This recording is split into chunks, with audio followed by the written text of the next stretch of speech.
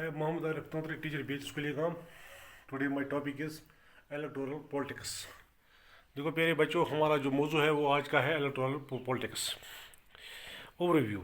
In chapter 1 we have seen that in a democracy it is neither possible nor necessary for people to govern directly.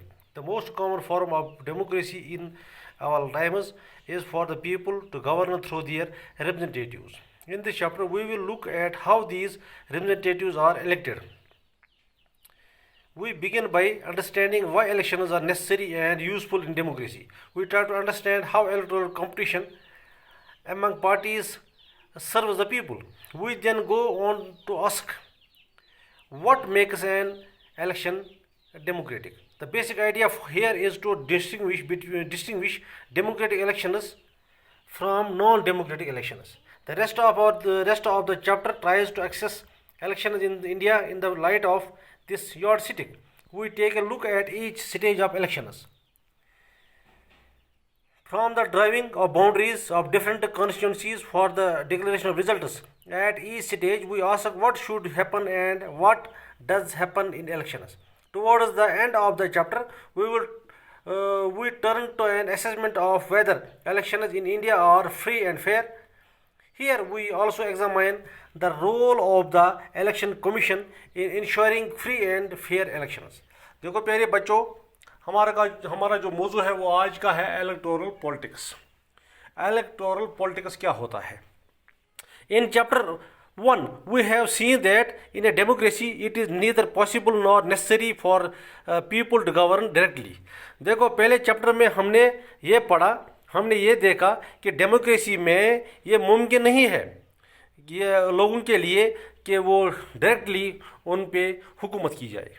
The most common form of democracy in our times is for the people to govern through their representatives. यानी आज हम देखते हैं कि democracy में जमहूरियत में हम ये देखते हैं लोग जो हैं उन पे हुकूमत थ्रू रिप्रेजेंटेटिव्स जो वो खुद ही चुनते हैं अपने नुमाइंदे उनसे होती है.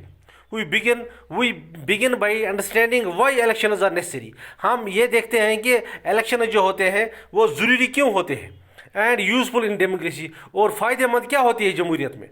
we try to understand how electoral competition एवं पार्टी सर्विस द पीपल. इसमें जो कंपटीशन होता है मुख्तलिफ पार्टियां होती है तो उसमें उनमें कितना कंपटीशन बढ़ता है वो कैसे लोगों की खिदमत करते हैं. We then go to ask what makes an election democratic.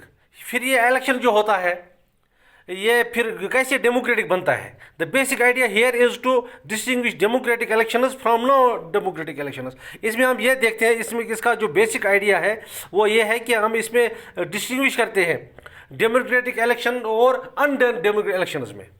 The rest of the chapter tries to assess elections in India in the light of this yardstick. We take a look at each stage of elections. हम हर stage में देखते हैं कि election जब होता है उसके हर stage में हम देखते हैं from the driving of boundaries of different constituencies. उसमें मुख्तलिफ कॉन्स्टिट्यूंसीज होती है to the declaration of result. फिर हम उसमें जब इलेक्शन होता है फिर वोट की गिनती होती है फिर हम उन रिजल्ट डिक्लेयर करते हैं.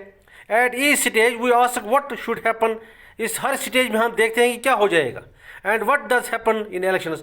फिर क्या हो जाएगा इलेक्शन में क्या होगा. Towards the end of this chapter we turn to an assessment of whether elections India are free and fair. फिर हम ये देखते हैं कि हिंदुस्तान में जो भी इलेक्शंस होते हैं क्या वो फ्री एंड फेयर है. Here we also examine the role of election commission.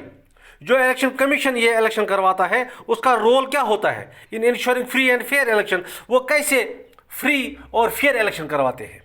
चलो बच्चों हम आज यहाँ तक पढ़ते हैं. कल हम इससे आगे इस चैप्टर को आगे इसको आगे बढ़ाएंगे. शुक्रिया.